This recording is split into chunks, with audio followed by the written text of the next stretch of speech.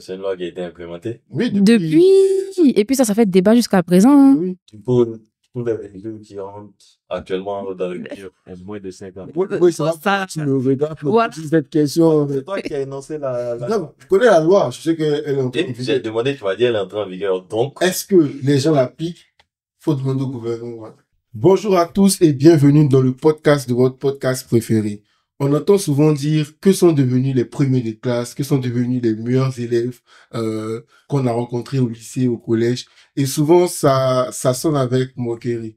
Et aujourd'hui, nous, on vient casser ce stéréotype-là en parlant avec une personne qui a en griffe marqué le lycée Sainte-Marie de Cocody et qui a obtenu une bourse présidentielle. Vous l'avez deviné, je ne parle pas de Joanne. Aujourd'hui, on a une invitée assez prestigieuse. Muriel, comment tu vas? Je vais bien. Merci Israël pour cette belle introduction. Mais je pense que j'étais plus connue à Sainte-Marie pour mes sketchs. Ouais. Ah, tu Donc, vas nous parler de ça tout à l'heure. Et toi, Joanne, comment tu vas? je vais mal, très mal. C'est pas grave. Donc aujourd'hui, on a l'occasion de te rencontrer, Niabeli. Tu vas nous parler rapidement de ton parcours et surtout d'une association que tu as mise en place et d'un forum. Et avant de commencer d'entrer dans tout ça, est-ce que tu peux brièvement nous parler de toi, ton parcours, pour que les gens qui vont nous écouter puissent te reconnaître? D'accord, merci. Moi, c'est Yao Niabeli Muriel. Et en ce moment, je travaille en Belgique en tant que market risk officer dans le domaine des énergies renouvelables. Et pour ma petite histoire, moi, j'ai fait le baccalauréat à Sainte-Marie en 2018. Après quoi, j'ai eu la bourse présidentielle pour aller étudier en France. Donc, j'ai fait 2 ans de classe préparatoire à Angers. Après 3 ans d'école d'ingénieur à Toulouse en mécanique des fluides, énergétique et environnement. Voilà, c'est assez long. Et après quoi, j'ai fait un master spécialisé en management des marchés de l'énergie parce que je me sentais pas prête en fait de rentrer directement dans le monde de l'emploi. J'étais assez jeune quand j'ai eu mon diplôme d'ingénieur. Et donc je fais le master spécialisé en alternance et après j'obtiens donc l'opportunité en Belgique. Et voilà, maintenant je suis basée à Bruxelles. Ici, nous, on a pour l'habitude de savoir que quand quelqu'un dit son métier en anglais, ça veut dire que c'est beaucoup d'argent que la personne génère. Je pense que c'est le cas pour toi, hein. Juste, j'ai jamais traduit. Market risk officer, ça fait quoi? Ça fait officier des risques. Oh non, mais c'est plus joli en anglais. Ah, c'est ça. Je vais garder. Ouais, c'est ça. Ouais, Analyse des risques de marché. Bon, anglais, c'est encore mieux. Hein. C'est pas vraiment ce que tu fais, toi-même, t'arrives pas. Qu'est-ce que tu fais? Explique-nous un peu une type. Ça fait quoi, un market risk? Je suis la bad cop, en fait, de la boîte. C'est-à-dire qu'on a des actifs renouvelables qui on construit et puis après on vend la production. Et quand tu vends sur les marchés, tu peux pas faire tout et n'importe quoi. Tu peux pas prendre n'importe quelle action, etc. Tu joues avec le PNL de la boîte, l'argent. Et donc nous, derrière, ce qu'on fait, c'est qu'on suit des mandats de risque, en fait, pour vérifier si les risques qu'on prend sont en accord avec l'intention du management. Donc c'est un peu ça. Ok, en tout cas, ce qui est intéressant à retenir ici, les amis, c'est que la semaine dernière, on a enregistré un épisode sur est-ce que l'Afrique est l'avenir, est-ce que le continent africain est l'avenir pour les jeunes africains, que je vous invite évidemment à aller regarder. Et Niabeli ici, elle fait un truc sur lequel on a fait une sorte de consensus, c'est que les jeunes africains devraient, dans tous les cas, se mettre en avant pour que l'Afrique devienne le futur. Donc, les jeunes africains doivent mettre en place plusieurs choses. Et toi, tu as mis en place une association. Est-ce que tu peux nous en dire plus rapidement? Oui, comme j'ai dit précédemment, j'ai été boursière. Et avec mon filleul de prépa, on a fait un constat, c'était qu'il n'y avait pas d'accompagnement en fait après la bourse. Et on se posait en fait la question de savoir mais qu'est-ce que l'État a fait de ces jeunes sur lesquels il a investi. Et on s'est dit, à défaut d'attendre qu'on vienne nous chercher, nous, on va proposer nos compétences. Et c'est comme ça, en fait, qu'on crée, à la base, c'était le réseau des ingénieurs ivoiriens formés à l'étranger et avec une branche consulting qui était déjà créée à l'époque. Et donc, c'est comme ça qu'on crée ce réseau pour pouvoir s'investir. Et dans le développement, en fait, de la diaspora junior consulting, on n'attire pas que des Ivoiriens. Aujourd'hui, il y a plus de 5 nationalités représentées, des Burkinabés, des Algériens. Et c'est comme ça que, en 2024, on décide donc d'ouvrir et l'association devient officiellement African Engineers Network pour refléter un peu, voilà, cette diversité que nous avons aujourd'hui. Là, présentement, vous êtes à combien de membres? Aujourd'hui, on a plus de 80 membres. Avec 30 juniors consultants. Ah, bah, c'est intéressant. Ouais, mais comment on se dit, genre, à un moment donné, il faut que je crée une association? Comment ça vient? Comment le truc se réveille en toi? Parce que tu aurais pu te dire, bah, il faut qu'on parte vers eux. Donc, tu aurais pu faire un truc, toi et ton fiole, genre, rapidement à deux. Mais comment on se dit, il faut que j'implique les autres dans mon projet?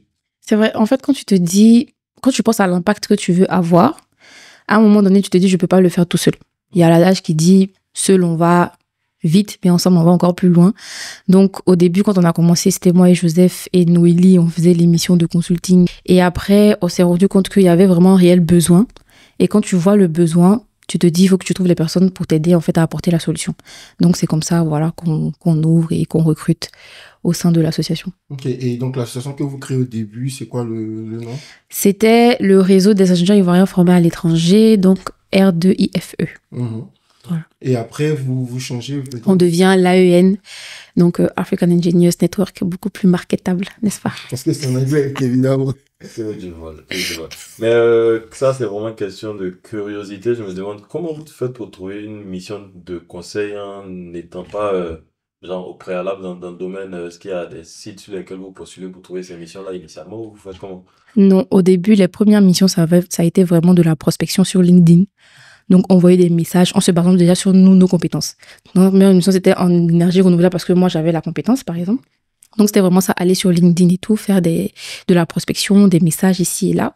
Et ça a vraiment été ça. Et nous aussi, on était vraiment très présents dans les événements de la communauté. Donc, être présente sur le terrain, tisser des partenariats. Donc, c'était vraiment, je pars à un événement, je donne ma carte, j'échange avec quelqu'un d'autre. Et après, comme ça, en fait, de fil en aiguille, on se faisait des clients. C'était un peu ça. Et est-ce que ça a été dur pour se lancer au début, donc trouver des clients? J'imagine que c'est pas évident. Non. Vraiment, le besoin, il est réel. Le besoin, il est là. Et en fait, ce qui a été difficile, c'était de pricer. C'est-à-dire, au début, tu n'as pas de background, tu n'as jamais fait du consulting, etc. Et tu viens, tu dis, paye-moi pour ça. La personne doit voir derrière, en fait, l'assurance que tu vas vraiment délivrer. Et c'est pour ça qu'on a commencé gratuitement pour avoir un portfolio et pour tisser aussi des partenariats solides, pour ensuite jouer sur ça, pour après avoir des missions avec plus de valeur, quoi. Est-ce que tu peux nous dire un peu, c'était quoi votre première mission? Notre première mission, on a travaillé avec l'entreprise SolarPack, qui est en Côte d'Ivoire. Et SolarPack, en fait, l'entreprise vend des sacs à dos solaires de base. Et elle voulait en fait se lancer dans les centrales à énergie solaire. Et elle n'avait pas la compétence. Donc, ce que nous avons fait, au début, elle voulait la lancer à Adoukro. Et nous, elle nous avait demandé de faire une étude de faisabilité. Ce que nous avons fait, et finalement, on a dû déplacer le site parce que c'était pas viable, en fait, à Adoukro. Et c'était un peu ça. C'était de faire une étude de faisabilité, de leur dire, votre projet, voilà ce que ça peut rapporter si vous faites ça et ça. Et aussi le volet formation.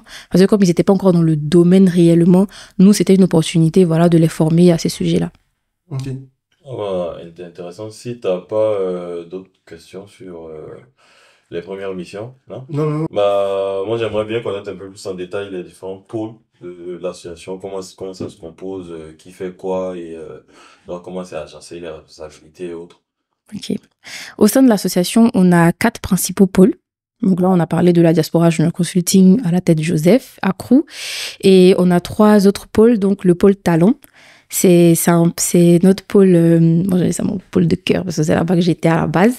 Et ce qu'on fait au pôle talent, c'est vraiment de valoriser nos compétences et puis de permettre aux gens de développer leurs compétences. Et comment est-ce qu'on fait ça? C'est-à-dire qu'on fait des job dating pour leur permettre déjà d'avoir de l'emploi, ceux qui veulent rentrer en Côte d'Ivoire. Mais aussi, chaque année, on fait un parcours de développement de carrière. C'est-à-dire, on propose des formations avec des partenaires sur plein de sujets comme le personal branding, l'entrepreneuriat, des sujets assez juridiques aussi souvent.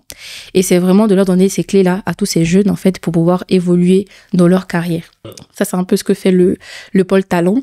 Et nous avons le pôle Tech Talk, qui anime donc des débats autour de la technologie, qui produit des notes qu'on publie sur les réseaux sociaux. Et aujourd'hui, on a un nouveau pôle qui s'appelle AEN Start, qui veut être notre incubateur. Donc, on veut accompagner les porteurs de projets à soit trouver du financement ou à améliorer leur business model.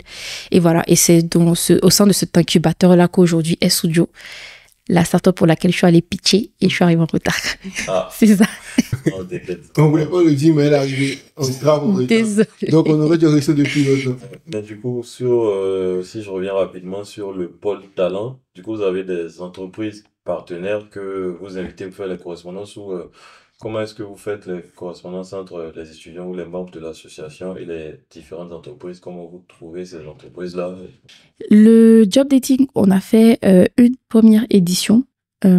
Après quoi, on n'a pas voulu réitérer parce qu'on a été confronté à des difficultés, c'est-à-dire le sérieux des entreprises. Voilà, faut qu'on se dise la vérité. Une entreprise, par exemple, peut dire moi, je propose telle offre de stage à 100 000 francs CFA.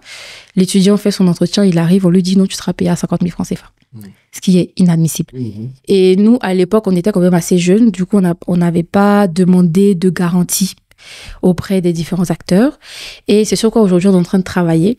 Et là, on s'est entouré d'acteurs, on discute avec Diaspora Connect, par exemple, qui sont quand même très avancés dans ce genre de domaine-là.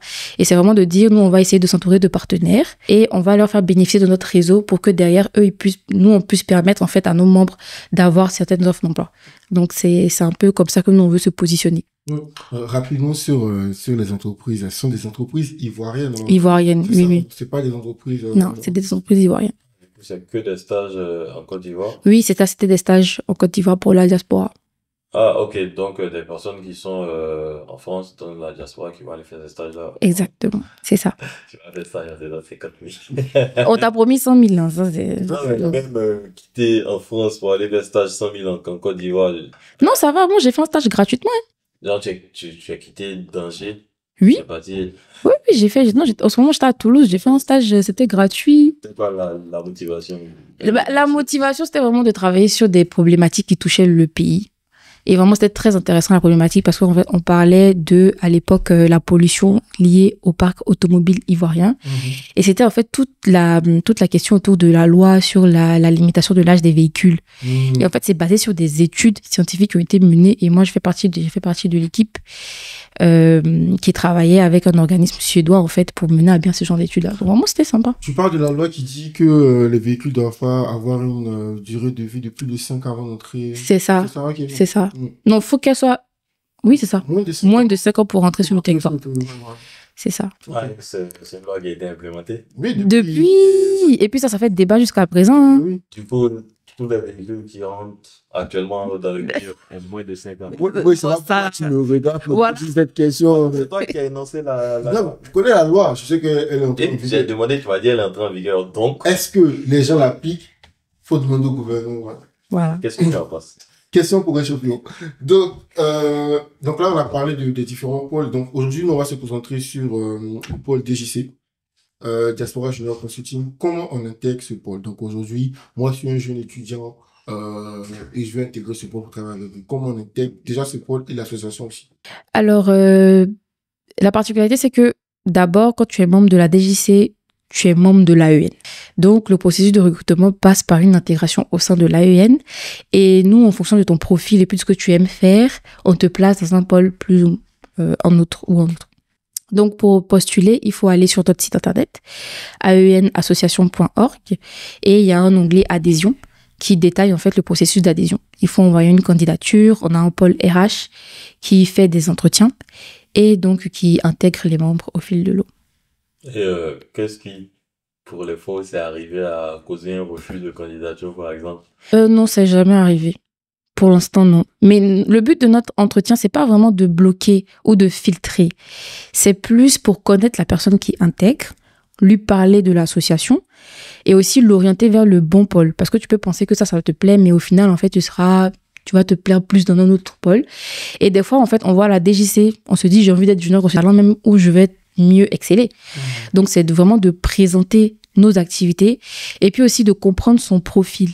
Parce que nous, derrière, on a des pôles de compétences et on met les gens par pôle de compétences déjà pour créer des synergies et pour faire naître des idées.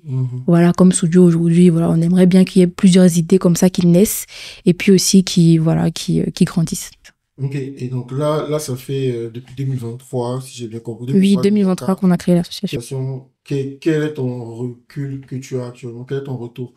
Comment tu te sens par rapport à cette initiative? Déjà, fière de là où on est arrivé aujourd'hui. C'était pas évident. On a beaucoup grandi. On a changé notre branding, etc. Chaque année, on se renouvelle. On refait une nouvelle organisation, voilà. Et je vois beaucoup aussi comment je vais dire ça, L'avenir, en fait, bon, pour moi, il sera que radieux pour l'association parce que déjà, il y a beaucoup de demandes pour ce qu'on offre, pour ce qu'on propose.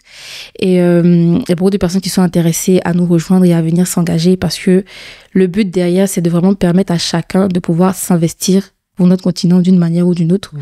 Et vraiment, voilà, c'est cette plateforme-là que nous, on essaie de donner aux gens. Mais très fière et aussi impatiente, en fait, de tout ce qu'on va accomplir les prochaines années. Et quand tu regardes aujourd'hui, par exemple, on va prendre le pôle DJC, les consultants que vous avez réussi à engager, comment eux, ils se sentent, comment ils appréhendent les missions qu'ils ont eu à faire? Alors, ils sont plutôt confiants. On a eu des retours sur les juniors consultants vraiment qui étaient super contents déjà d'avoir travaillé sur des projets qui les intéressent, mais aussi l'accompagnement parce que on laisse pas un junior consultant travailler tout seul. C'est-à-dire que même s'il est seul sur sa mission, nous, au niveau de la coordination, Joseph, moi, nous sommes toujours là à vérifier, est-ce que ça se passe bien? Est-ce que vous avez besoin du support, etc. Donc, on les laisse pas en vrai dans la nature comme ça. Il y a un suivi qui est fait derrière. Donc, déjà, beaucoup de bons retours. Des juniors consultants qui repostulent sur d'autres missions. Ça veut dire qu'en fait, ils ont bien aimé la première expérience, donc ça les intéresse de continuer. Voilà, donc de manière générale, ils se sentent bien et ils ont envie aussi de pousser la DGC plus loin. De l'autre côté, les entreprises avec lesquelles les juniors consultants travaillent, est-ce qu'elles aussi, elles sont satisfaites du travail? Oui, bien sûr, il y a un suivi qui est fait au niveau des entreprises, on essaie de récolter des retours. Et de manière générale, ils sont vraiment très contents du travail qu'on leur offre. Et il y en a même qui, des fois, au lieu de nous payer le prix 100%, nous payent 150%. Parce qu'ils estiment qu'il y a quand même eu un très bon travail derrière. Et nous, on met vraiment un point nommé sur le professionnalisme. C'est-à-dire qu'il y a un coaching qui est fait en amont, avant que chaque junior consultant rentre dans sa mission, pour vraiment le briefer, lui donner les standards, etc. Et on essaie, voilà, de leur donner tout le, comment je vais dire ça, de tout le matériel possible de délivrer quelque chose vraiment qui est à un niveau très élevé. Donc c'est vraiment ça, ils sont très contents du professionnalisme qu'on a aujourd'hui. Et même au forum dont on va parler bientôt, on aura des clients qui vont venir parler de leur expérience avec la DGC. Donc voilà. Petite question, un peu bête, mais bon, le thème junior consultant revient beaucoup et je me demandais si c'était un grade générique ou est-ce qu'avec l'expérience tu deviens senior consultant ou genre c'est vraiment un grade, tout le monde a le même titre, junior consultant pour les jeunes ou je sais pas quoi. Parce que c'est vraiment que des jeunes. La junior consulting est vraiment réservée aux étudiants et aux jeunes diplômés. Voilà, nous on ne vend pas des profils seniors. Pour l'instant. On vend des profils qui nous ressemblent au sein de l'association parce que nous sommes majoritairement jeunes. Voilà pourquoi est-ce qu'on les appelle des juniors consultants parce qu'à la base, on était des jeunes, Joseph et moi, quand on a créé. Donc, on ne pouvait pas se vendre comme des seniors. Ça. Et vous, actuellement, vous occupez quel titre dans l'organisation? Vous êtes plus au côté managérial? Est-ce que j'ai un peu compris? Oui, bon, moi, je suis la présidente de l'AEN, mais la DGC, j'interviens en tant que coordinatrice. Voilà, donc je suis à la coordination, à l'accompagnement, au suivi des missions. Et Joseph, lui, il est président de la DGC, donc c'est lui maintenant qui va coordonner, qui va gérer toute l'organisation, etc. du pôle. Ok. Moi, j'ai une autre question. Moi, je reviens encore sur les juniors consultants. Quelle est la plus-value qu'un étudiant ou un jeune diplômé a quand il intègre déjà la DGC et de manière générale l'AEN? Parce que tu l'as mentionné, la DGC, c'est une association à but non lucratif, donc il n'y a pas de rémunération. Donc, quel est l'intérêt vraiment pour lui d'entrer dans la DGC et faire des missions avec vous? Alors, effectivement, il n'y a pas de rémunération, mais il y a un pack junior consultant. Donc, nous essayons donc voilà de leur proposer quand même des choses assez attractives, donc dans la limite de ce que la loi nous permet, bien sûr. Donc, des chèques cadeaux pour payer du matériel informatique, etc. Aussi du remboursement de frais, si jamais la mission engage des frais, mais aussi du financement de formation. Voilà, parce que nous aussi, on met un point nommé en fait sur la formation. Il y a plein de jeunes aujourd'hui qui font des certifications, qui se forment sur des plateformes en ligne. Donc nous, c'est de dire en fait, on vous encourage aussi dans cette formation-là. Donc on se place aussi en tant qu'organisme de financement de formation pour les juniors consultants. Et un autre point, donc ça c'est clair, c'est plutôt clair. Mais je pense que moi, quand je regarde ce que tu m'expliques, il y a le côté vraiment gain d'expérience parce que la plupart de vos consultants, donc c'est la diaspora, c'est des gens qui ont étudié en Côte d'Ivoire ou en Afrique, n'importe le pays. et qui viennent en Europe. Donc souvent, ils n'ont pas assez d'expérience ou ils n'ont pas des expériences qualitatives qu'ils peuvent revendre. Mais moi, il y a un truc qui n'est pas très clair pour moi, c'est comment les juniors consultants arrivent à être productifs sur les missions, sachant qu'ils ne sont pas sur le terrain. Parce que ça peut être une contrainte. Tout à fait. Exactement. Et on a anticipé. Voilà. Donc, pour pallier à cela, en fait, on tisse des partenariats locaux avec des associations locales pour pouvoir bénéficier de leur expertise. Donc, aujourd'hui, par exemple, on a tissé un partenariat avec l'IIBE, qui est l'association alumni de l'Ivorian Institute of Business Education. Voilà. Et donc, ce sont des experts qui accompagnent des entreprises dans le développement de leurs projets. Et comme nous, on a beaucoup de missions du style développement de projets, etc., business model, on essaie de collaborer avec eux pour avoir en fait cette expérience terrain Côte d'Ivoire. Donc ça, c'est un peu ça. Donc pour pallier à ça, comme j'ai dit, on fait des partenariats. Et nous, c'est notre manière aussi d'étendre, d'avoir plus de missions. Parce que quelque part, en fait, tu compenses ton manque de compétences par ton partenariat. Et ça permet d'augmenter aussi le nombre de missions. En tout cas, c'est intéressant, mais du coup, tu as un cas concret où vous avez vraiment échangé. Comment ça s'est passé? Comment s'est passée la communication? Est-ce que c'est par des Zooms? Est-ce que c'est l'autre qui est en Côte d'Ivoire qui travaille plus que celui qui est ici? Donc, comment ça se passe si tu as un cas? Oui, donc pour l'instant, ce qu'on a déjà eu en tant que collaboration sur des missions, c'est plus un expert qui vient intervenir en tant qu'encadreur. Okay. Voilà, c'est-à-dire que lui, il est en Côte d'Ivoire et il y a un groupe avec les juniors consultants, il suit leurs livrables, il suit leurs produits, il leur pose des questions, il challenge ce qu'ils ont fait sur base de lui, son expérience, pour pouvoir améliorer en fait le rendu. Et ça se fait depuis le début, parce que même moi, quand j'ai fait ma première mission, j'ai dû travailler avec des ingénieurs qui avaient déjà plein d'expériences, qui ont challengé le travail et qui l'ont rendu à un certain niveau en fait avant de donner aux clients.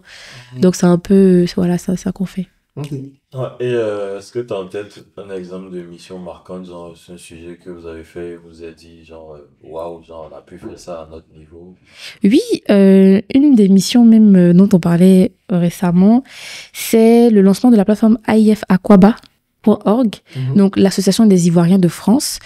Ils avaient un projet donc d'avoir une plateforme sur laquelle n'importe quel Ivoirien peut retrouver toutes les associations qu'il y a sur le territoire. Donc vous allez dessus, il y a une carte interactive aujourd'hui et vous cliquez sur un endroit de France, vous avez les associations qui sont là-bas, ce qu'elles font, comment les contacter, etc. Ce qui te permet en fait de savoir comment est-ce que tu peux t'engager, mais aussi pour les déplacements. Des fois, on change de ville, on connaît personne, on ne sait pas qui contacter. Tu vas sur la plateforme, tu as ces informations-là. En plus de ça, il y a un forum interactif où tu peux te poser des questions. Ah, je cherche un logement. Ah, j'ai un problème juridique. Ah, j'ai ceci, ah, j'ai cela. Comme ça, la communauté te répond. Et c'est encore mieux que des groupes WhatsApp fermés où on peut pas retrouver les échanges, etc. C'est encore mieux une plateforme en ligne. Et aussi, ce qu'on a fait, parce que le besoin aussi de l'AIF, c'était de mettre en avant les business des gens de la diaspora.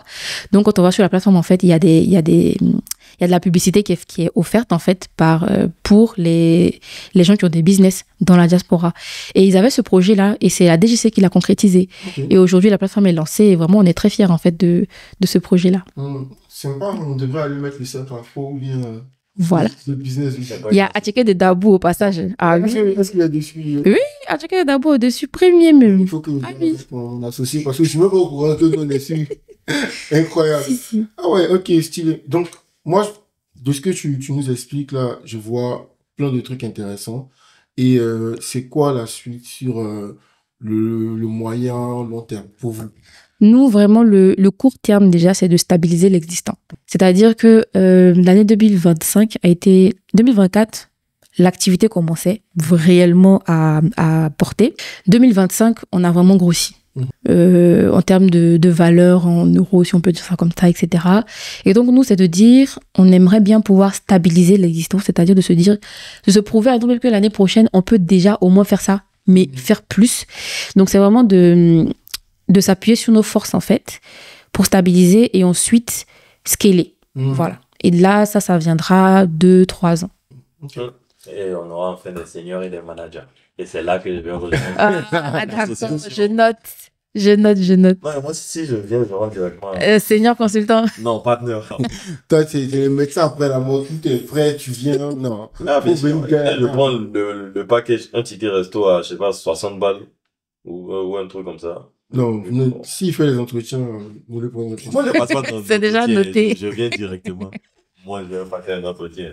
Ok, tu vois, tu recueilles. Donc, déjà sur le court terme, nous, au Cercle Afro, nous, on sait que vous avez un événement qui approche, donc le mois prochain, ou peut-être dans une semaine, 2 jours. Ça dépend du moment où vous allez écouter le podcast, mais le 29 novembre 2025, il y a un événement qui est organisé par la DJC. Est-ce que tu peux nous en dire plus sur l'événement et voilà, l'objectif, le thème et tout ça? Effectivement, samedi 29 novembre Mhm. 2025, dans le 94, on aura un événement qui s'appelle le Forum annuel de la diaspora Junior Consulting. C'est la 2e édition. Et vraiment, cet événement, il est passé sous le thème la jeunesse de la diaspora au cœur du dynamisme économique africain. Donc vraiment, on va mettre en lumière la DJC, mais aussi tous ces jeunes qui s'investissent pour le continent. Et ce sera vraiment un moment d'échange. On aura des panels. Voilà, pour discuter sur plusieurs thèmes, l'entrepreneuriat, mais aussi la formation des jeunes ingénieurs. Et là, on pourra en discuter au cours du podcast, bien sûr. Voilà, on aura aussi un cocktail dînatoire. Et ça sera l'occasion aussi de rencontrer les juniors consultants qui vont parler de leur expérience, des clients qui vont parler aussi de leur expérience. Et puis, ce sera aussi un moment de networking. Voilà. Le premier panel, il a pour thème « Faut-il toujours former les ingénieurs africains en Europe ?» Ben, déjà, je vous pose la question. Faut-il toujours former Les ingénieurs africains en Europe? Pas toujours, mais je dirais dans 90% des cas, si on veut qu'ils aient plus de compétences. Justement, c'est là où il y a le biais. Moi, je suis pas d'accord. Qu'est-ce qui se passe en réalité? Aujourd'hui, l'Afrique a besoin des compétences des ingénieurs, sauf que les ingénieurs on nous dit les ingénieurs de la diaspora, pardon, venez, mais c'est pas, la majeure partie sont pas des vrais ingénieurs. Pourquoi? Parce que aujourd'hui, l'Europe n'est pas le continent le plus industrialisé au monde. C'est un continent qui délocalise ses industries dans une certaine partie du monde qu'on connaît bien. Et le fait, c'est de dire, on est censé apprendre l'ingénierie, on est censé rattraper les autres pays dans cette course, mais on va pas là où on apprend ça. On le fait pas. Du coup, qu'est-ce qu'on fait? On paye les centaines de millions de francs CFA pour envoyer nos jeunes faire de l'ingénierie, mais au final, ils vont aller faire un master en management parce qu'ils n'auront pas d'emploi en mécanique. À quoi ça sert? Donc, le but, c'est de dire, en fait, faut qu'on repense, en fait, nos réels besoins en termes de compétences. Faut qu'on se dise, en fait, on a besoin de telles compétences. Où est-ce qu'on va faire en sorte que les gens, ils apprennent, en fait, réellement à faire ça? Et c'est vraiment, en fait, de changer cette chose-là. C'est pour ça qu'on met en place ce panel, en fait, pour ouvrir la discussion là-dessus, en fait, c'est de dire où est-ce qu'on devrait former nos ingénieurs? Quels sont les partenariats qu'on devrait nouer aujourd'hui, en fait, en termes d'ingénierie pour pouvoir développer nos continents? Il y a des partenariats dont on oublie, par exemple, les partenariats avec l'Amérique du Sud, le Brésil, etc. Ce sont des zones du monde qu'on explore très rarement, mais qu'il y a beaucoup de synergies à créer aujourd'hui. Et vraiment, moi, c'est vraiment ce combat-là que je mène. Et puis, voilà, j'aimerais bien ouvrir la discussion, en fait, sur ce sujet. Et pour cette discussion, est-ce que vous avez en tête des invités qui ont vécu dans ces endroits-là? Parce que moi, je sais pas pour toi, Joanne, peut-être même pour toi aussi, c'est difficile de se lever comme ça et dire, bon, je vais aller étudier au Brésil. Et tu vas voir, vas-y, tu as un master au Brésil. Tu fais quoi du master? Parce que même les Brésiliens viennent étudier ici. Donc, comment convaincre les gens? Faut avoir des trucs, non? Non, bon, là, c'est plus du style, l'État, aujourd'hui, chaque année, donne de l'argent pour la formation de ces jeunes. On nous fait partir à l'étranger, on mise sur nous, en fait. C'est que quelque part, c'est pour un besoin. Et le but, c'est de dire, à un moment donné, vous devez vous asseoir et puis vous dire, est-ce que l'argent que je dépense répond réellement à mon besoin? Et ça, c'est pas forcément pour ceux qui financent eux-mêmes leurs études. C'est de dire, pour ceux qui prennent des bourses aujourd'hui, où est-ce qu'on les emmène? Où est-ce qu'on les envoie, en fait? C'est ça la question. Après, c'est un avis pas forcément général à toutes les bourses, mais moi j'ai plus l'impression que les bourses on les donne pour les donner. En mode, il y a de l'argent, je sais pas pourquoi vous riez, mais ok. Moi, je suis d'accord avec toi. Il y a de l'argent de disponible, ok, on a dit dans le budget de l'État, je dis n'importe quoi, il y a 0,002% alloué à l'exportation des cerveaux. Quels sont les pays populaires? States, France, quoi d'autre? Maroc, ouais.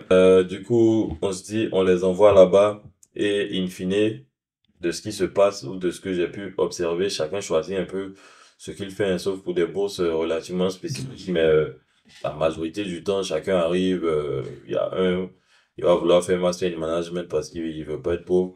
il y a un autre, il va vouloir faire de la mécanique parce qu'il n'a pas réalisé que la R&D, ça paye pas en France. Et in fine, bah, il n'y a pas de retour parce que c'est pas encadré, il n'y a pas de réunion.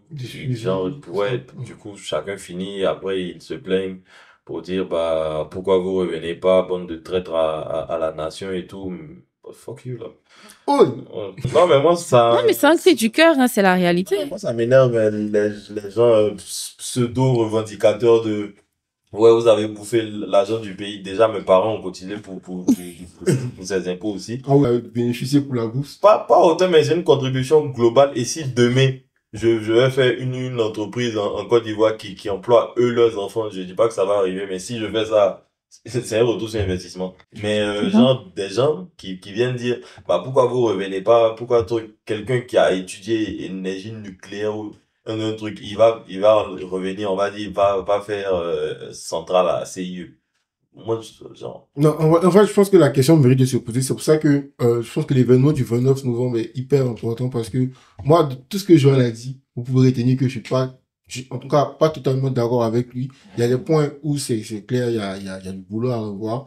Mais je pense que Niabeli, tu as prévu des panélistes, c'est ça, de qualité. Est-ce que tu peux me donner des noms pour ce débat-là? Franchement, je trouve que c'est un débat très intéressant. Déjà, le premier panel. Alors, on aura 4 panélistes. Nous aurons Lionel Killy, qui est président du RID France et qui aujourd'hui travaille en tant qu'ingénieur senior dans le domaine de l'aéronautique. Donc, vous voyez que c'est une compétence assez sharp. On aura aussi Marlène Ingrid, elle qui a travaillé en Russie. Donc, qui a étudié plutôt en Russie, donc il nous donnera quand même son expérience par rapport aux étudiants ivoiriens qu'on envoie en Russie, etc. Nous aurons aussi Dev Mabungo et Sivli Banzouzi, voilà, qui sont des personnes. Dev Mabungo, il travaille aujourd'hui au Sénégal, voilà, et donc dans la formation des personnes, des jeunes, etc. Et aussi, nous aurons Sivli Banzouzi aussi, qui est un conférencier de la diaspora et qui a aussi son idée, en fait, sur ce genre de sujet. Intéressant, hein, tu vois, vous réunissez des gens qui viennent de différentes voilà, c'est ça. Différents pays. Et ça, je pense que le débat sera intéressant. Du coup, le public pourra participer aussi, poser des questions. Oui, tout à fait. Et on a voulu aussi mixer nationalités, déjà pour ne pas centrer le débat sur la Côte d'Ivoire, mais aussi de savoir ce qui se passe en fait en dehors en fait de notre pays, quoi. Et du coup, ça c'est pour le premier panel. Le deuxième panel. Le deuxième panel, il est sur le thème de la journée. Et lui, pour ce deuxième panel, on a invité Monsieur Hakim Adjibi. Je ne sais pas si vous le connaissez. C'est le fondateur de l'association ID. Et en fait, il accompagne les entrepreneurs en collaboration avec l'université entrepreneuriale qui est basée aux Pays-Bas. Et chaque année, il a un événement qui s'appelle Get in the Ring. C'est un concours de pitch, mais tu le fais vraiment sur un ring avec des gants de boxe. On se boxe pas pour de vrai, mais on se boxe avec les mots du pitch. Et le gagnant, on lève le bras comme ça, comme le gagnant à la boxe. Vraiment, chaque année, gagner ça, c'est vraiment un concours qui rassemble énormément de personnes. Et cette personne-là, en fait, il a tellement d'expérience dans le domaine de l'entrepreneuriat, en Afrique surtout. Et franchement, on a voulu qu'il soit là pour entretenir nos jeunes, en fait. Et vraiment, il sera là et ça sera parfait. On aura aussi Mélissa Akimakou, qui est fondatrice de Ilay Consulting, donc qui accompagne les entreprises en Afrique sur la RSE. Donc, elle est entrepreneur. Du coup, elle a aussi son mot à dire sur le sujet. On aura aussi Cléna Désirel, qui travaille entre l'Afrique et l'Amérique du Sud, qui va aussi nous parler en fait des opportunités à aller chercher dans ce genre de partenariat, de collaboration. Elle est dans le négoce de café cacao, entrepreneur aussi. Et nous aurons Guy Nicho. Voilà, c'est un monsieur qui est assez connu quand même sur la scène parisienne. Il a fondé l'école Code Business School. Voilà. Donc aussi un grand entrepreneur. Alors nous aurons plein d'entrepreneurs. Et c'est vraiment l'occasion, voilà, de poser vos questions et puis aussi d'avoir ces retours d'expérience, quoi. Je pense que ça va être très intéressant. Donc, en fait, j'ai l'impression que là, vous prenez, il y a le premier panel qui est axé industrie, mais j'ai l'impression que vous prenez un parti pris pour l'entrepreneuriat, comme la solution pour l'Afrique, si je ne me trompe pas. Oui, pour nous, c'est vraiment très important de promouvoir l'entrepreneuriat, parce que vous savez très bien que on veut rentrer, mais souvent, le marché, la plupart du temps, c'est saturé. Voilà, il y a déjà plein de personnes là-bas qui cherchent de l'emploi. Donc, le but, c'est de pouvoir créer de la valeur, créer de l'emploi. Donc, on donne aussi ce point nommé là non seulement à l'expertise, Mhm. mais tu peux aussi revaloriser cette expertise-là dans un projet entrepreneurial. Donc, quelque part, en fait, c'est les deux. C'est vraiment la partie technique et aussi la partie entrepreneuriale. Ok. Un dernier point sur l'événement en question. Donc là, j'ai parcouru la fiche et j'ai vu qu'il y avait un moyen aussi de devenir partenaire, si je ne me trompe pas. Donc, le Cercle Afro, évidemment, va essayer d'être partenaire. Donc, comment ça se passe au niveau du sponsoring et tout ça? Est-ce que tu peux nous en dire plus? Alors, nous avons 3 offres de sponsoring. Aujourd'hui, nous avons Orange Money Europe qui nous accompagne en tant que sponsor platine. Bon, nous, on a changé, on n'a pas mis or en premier, on a mis platine. Voilà. Et on aura Chapuzé Rock, qui est une entreprise en Côte d'Ivoire, qui nous accompagne Ok. en tant que sponsor or, ce qui est très bien. Et on aura aussi le Cercle Afro, je crois. Voilà, c'est en train d'être signé. Johan a débloqué le budget. Machallah. Non, mais voilà, on recherche des partenaires, des sponsors pour nous accompagner dans l'organisation de cet événement. Et nous sommes ouverts à toute collaboration. Parce que je trouve que c'est vraiment bien pour tu vois, des associations, des entreprises de s'associer à ce genre d'événements parce que, ça les met en lumière. Donc, les jeunes aussi, donc les juniors consultants et tous les jeunes diplômés ou les étudiants qui vont venir vont forcément voir leur affiche, vont vouloir s'associer. Donc, il y a pas mal de garanties par rapport à ça. Qu'est-ce que t'en penses, Joël? Non, moi, je trouve ça hyper intéressant. Si ça peut centraliser, potentiellement permettre à des personnes qui ont des idées de découvrir de nouvelles choses, pour moi, c'est hyper intéressant. En plus, si vous avez réussi même à avoir des partenaires qui semblent de qualité, du style Orange, etc., le Cercle Afro, bien évidemment, si on signe Si, le j'aime pas trop le si. Ah bah parce que On les en affaires discutera. sont les affaires. On va renégocier un peu ça et voir les clauses, mais globalement, ouais. Pour moi, c'est une très bonne initiative. En plus, ils sont à la 2e édition. Vous savez dire que la première édition a relativement été un succès, que ça s'est bien passé. Du coup, on espère qu'il y aura plus d'éditions, genre une 3e, une 4e, mais bon, on verra déjà cette 2e-là. En tout cas, merci Niabeli d'être venu dans cet épisode avec nous. On tend vers la fin et on a un rituel ici. On pose la question à notre... Qui a gagné? Non, ça va pas te créer des problèmes. On ne s'ingère pas dans la politique ivoirienne. Le gouvernement actuel est le gouvernement qui a gagné. Non, mais on donne la possibilité à notre invité de nous poser des questions. Si tu en as évidemment, tu veux poser des questions au Cercle Afro, sur le Cercle Afro, sur Johan, sur moi, de manière générale. D'accord. J'ai droit de vous poser des questions. Mais si t'as une, deux, Ah, trois. il n'y a pas grand chose à savoir sur moi. Alors, oui, moi j'aimerais bien avoir votre vision que vous avez pour le Cercle Afro. Devenir des stars. Non, ça, je pense, on l'a dit à un épisode. Moi, personnellement, ce qui m'intéresse le plus, c'est genre la qualité des gens qu'on va interviewer. Le fait de faire des vues, être populaire, tout ça, c'est intéressant. Bien évidemment, on va pas se mentir. Faut pas faire. Mais pour moi, le plus important, c'est à un moment, si on arrive à un stade où, je sais pas, en période d'élection, par exemple, dans 5 ans, si on peut interviewer les différents candidats, si on peut arriver à un stade où on va interviewer les plus grands entrepreneurs qui sont dans des domaines spécifiques, mais aussi élargir, pas aller sur des domaines hyper connus comme la politique ou l'entrepreneuriat, mais aussi peut-être la mode. Peut-être en vrai, il y a une Ivoirienne qui habite au States, qui est modèle photo, genre hyper connue là-bas. Si on y arrive, why not? Donc pour moi, ce serait hyper intéressant. Je sais pas pour toi. Bah, moi, je suis d'accord avec Johan. C'est ça la vision, c'est vraiment de s'éduquer parce que le départ de tout ça, c'est que on avait pas mal de débats entre nous, des questions que les jeunes se posent. Donc, on se dit, bah, au lieu de s'asseoir, parler de ça, pourquoi ne pas mettre une caméra, un micro et réfléchir? Et si on a la possibilité d'inviter des gens qui font des trucs incroyables, les mettre en lumière à notre petite échelle, peut-être que ça peut inspirer d'autres personnes, des plus jeunes. Donc, c'est vraiment ça la vision, quoi. C'est super.